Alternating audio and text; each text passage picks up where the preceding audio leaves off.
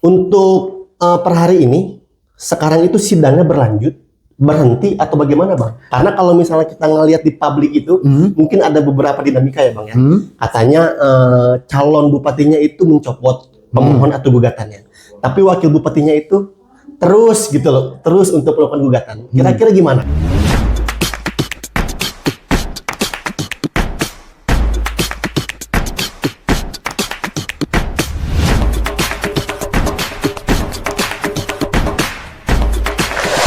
Assalamualaikum warahmatullahi wabarakatuh. Selamat datang semua di kanal YouTube Venus Forum. Hari ini merupakan hari yang begitu menarik dan bahagia. Karena hari ini kita kedatangan tamu yang luar biasa, yaitu pengacara yang sudah mempunyai sepak terjang yang luar biasa banyak, yaitu Bang Gary. Ya Bang Gary ya? Sehat. Sehat Bang Gary? Alhamdulillah sehat. Kira-kira asli dari mana Bang? Saya kalau asli memang lahir dan memang warga Kabupaten Bogor. Oh, asli Kabupaten Bogor berarti Bang ya? Kabupaten Bogor. Oke, pribumi berarti Bang. Jadi Bang Gary ini dari Fitriadi dan Permana Lawyers. Artinya pengacara yang luar biasa handal untuk senantiasa terus berkontribusi dalam menegakkan supremasi hukum. Hari ini kita akan sedikit mengulas tentang ya mungkin bisa dibilang prosesi pasca pilkada. Artinya banyak dinamika-dinamika yang terjadi pasca pilkada, banyak gugatan-gugatan yang terjadi pasca pilkada, terutama di Mahkamah Konstitusi. Kita sama-sama breakdown di pemilihan kepala daerah Kabupaten Bogor. Hari ini kita sama-sama dikagetkan di ranah publik tentang paslon 02 dari Bayu Musa yang melakukan gugatan ke Mahkamah Konstitusi. Sebelum jauh kita bertanya-tanya ke narasumber kita pada hari ini, Bang Gary, kita sedikit bertanya dulu Pak. Siap. Bang, kira-kira apa sih yang terjadi di Mahkamah Konstitusi itu, terutama dalam konteks pasca pilkada yang diajukan oleh paslon 02 ini, Bayu Musa? Gimana Bang Gary? Oke, terima kasih. Jadi terkait masalah pilkada, terutama ada beberapa sengketa Ya. di berbagai daerah di Indonesia. Tentu kita akan membahasnya secara spesifik khusus untuk Kabupaten Bogor. Siap. Yang kita ketahui memang sejauh ini telah masuk dan diajukan permohonan ya perselisihan hasil pemilu kada yang diajukan oleh pasangan calon bupati dan wakil bupati Kabupaten Bogor nomor urut 2. Iya. Ya. Nah, di mana di situ MK saat ini tengah melakukan proses persidangan.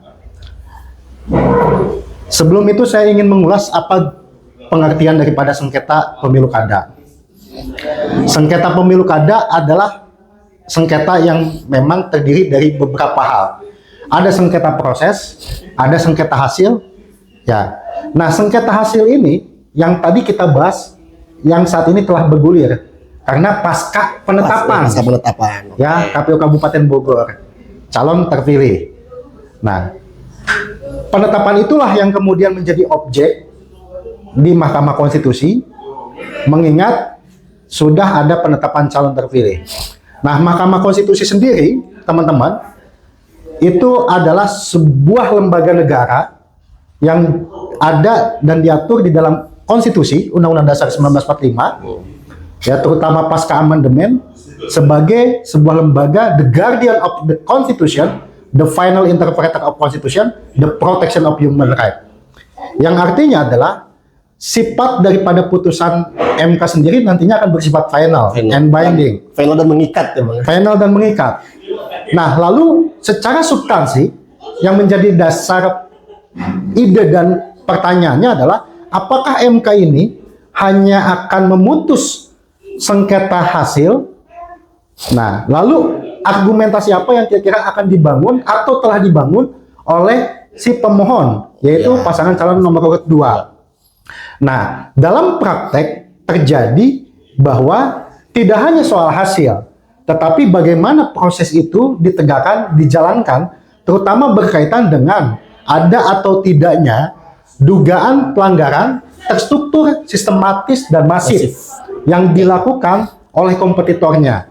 Nah, ini kemudian menjadi menarik Karena banyak dalam praktek belakangan ini atau dewasa ini, dalil atau argumentasi tersebut dijadikan pokok permohonan di mahkamah, mengingat mahkamah harus keluar daripada cara berpikir kalkulasi, hitung-hitungan. Sekalipun memang secara teoritis ataupun yuridis ataupun hukum, mahkamah pada prinsipnya adalah harus melihat hasil ataupun hitungan berdasarkan angka, tetapi pasca pilkada yang memang pada saat itu diajukan oleh salah satu rekan advokat dari Bambang Wijayanto, nah maka disitulah tren TSM kemudian bisa diajukan dalil dan argumentasi yang dibangun dalam mengajukan permohonan di Mahkamah Konstitusi. Oke, baik. Itu kira-kira kondisi di persidangan Mahkamah Konstitusi per hari ini ya, Bang ya. Betul. Tapi izin bertanya, Bang. Siap. Untuk per hari ini sekarang itu sidangnya berlanjut, berhenti atau bagaimana, Bang? Karena kalau misalnya kita ngelihat di publik itu mungkin ada beberapa dinamika ya, Bang ya. Katanya calon bupatinya itu mencopot pemohon atau gugatannya. Tapi wakil bupatinya itu terus gitu loh, terus untuk melakukan gugatan. Kira-kira gimana, Bang? Oke. Nah, sejauh memang pengamatan kita, terutama mengikuti pemberitaan media massa, kabarnya calon wakil bupati dari pasangan calon nomor 2, ya, yaitu Kang Musa, ya, dikabarkan melakukan pencabutan. Iya. Ya. Gitu. Tetapi di situ ada memang penolakan kan, karena memang pencabutan itu dilakukan bukan olehnya, tetapi justru oleh rekannya yang memang satu paket dalam pasangan calon tersebut.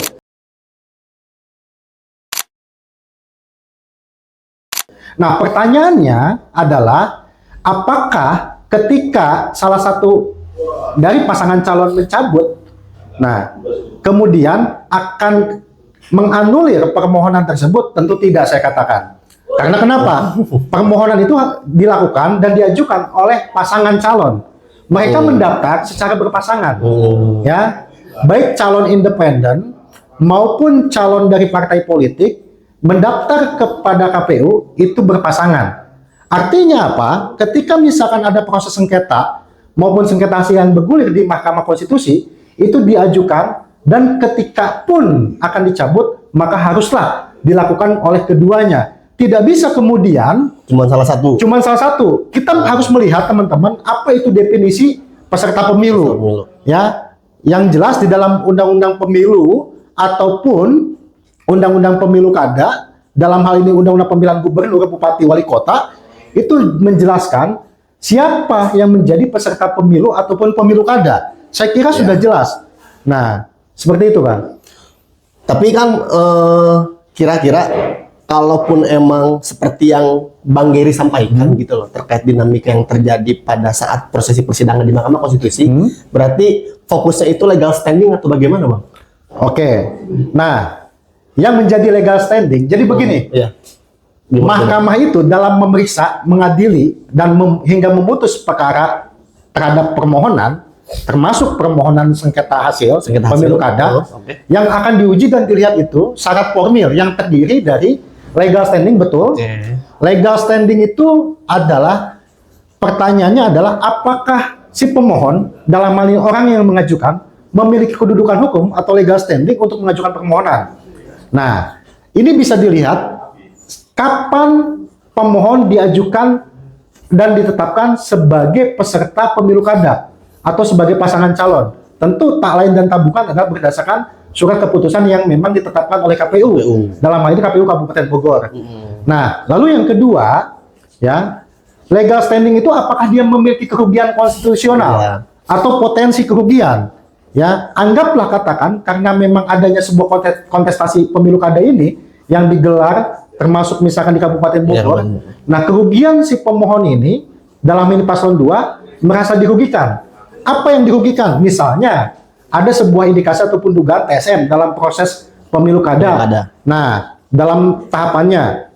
Lalu kemudian, ya, selain legal standing, ada juga kewenangan mahkamah yang itu menjadi lumrah. Lalu kemudian, selain kewenangan mahkamah, ada juga objek permohonan dalam hal ini SK KPU tentang penetapan calon terpilih, sebagai calon bupati dan wakil bupati terpilih.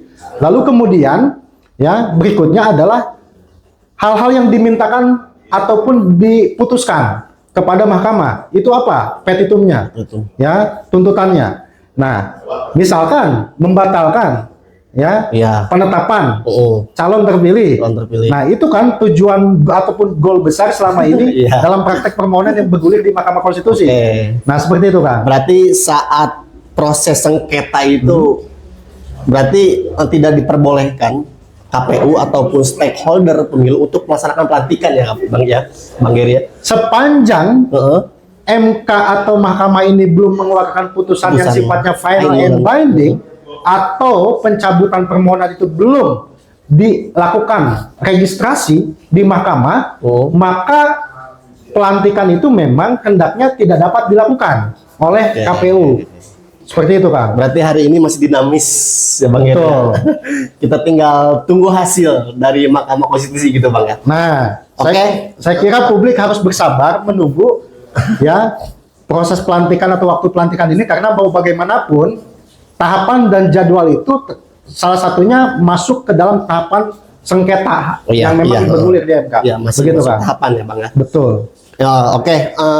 Kawan-kawan semua, itu yang disampaikan oleh Bang Geri mengenai dinamika prosesi persidangan di Mahkamah Konstitusi, terutama dalam momentum gugatan yang dihadirkan oleh pasangan nomor urut 02. Mungkin sebelum ditutup, Bang Geri ada closing statement mungkin yang akan disampaikan pada para pemirsa Oke. di kanal YouTube Binus Forum. Oke. Silakan Bang Geri. Jadi begini, teman-teman, terutama masyarakat Kabupaten Bogor, para pegiat pemilu, pemerhati, rekan aktivis, dan seluruh stakeholder ataupun civil society. Nah, alangkah baiknya, pertama, pemilu ini tentu lagi-lagi saya katakan harus dilakukan evaluasi dan refleksi bersama.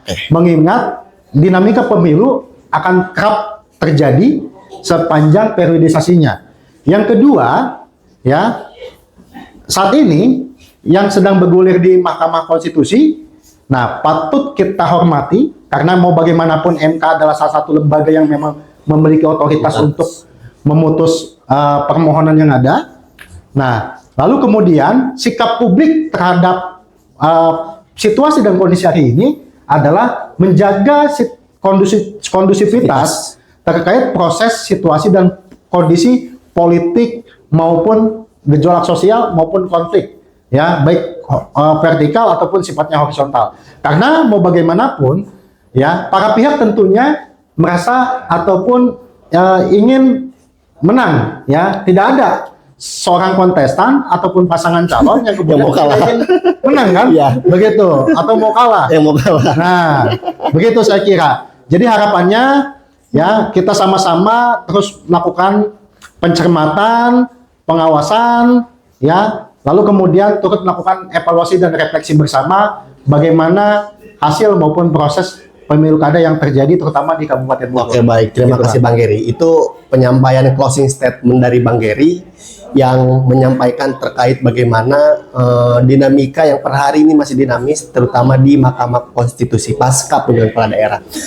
Hari ini pemilihan kepala daerah belum selesai, teman-teman. Masih ada tahapan atau proses sengketa yang pada akhirnya sebelum menuju pelantikan.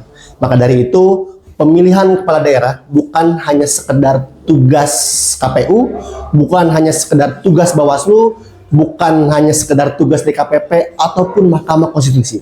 Tapi seperti yang Bang Giri sampaikan, kita sebagai masyarakat, kita sebagai insan yang berdaulat secara politik, tentu perlu memberikan kontribusi yang konstruktif untuk pilkada.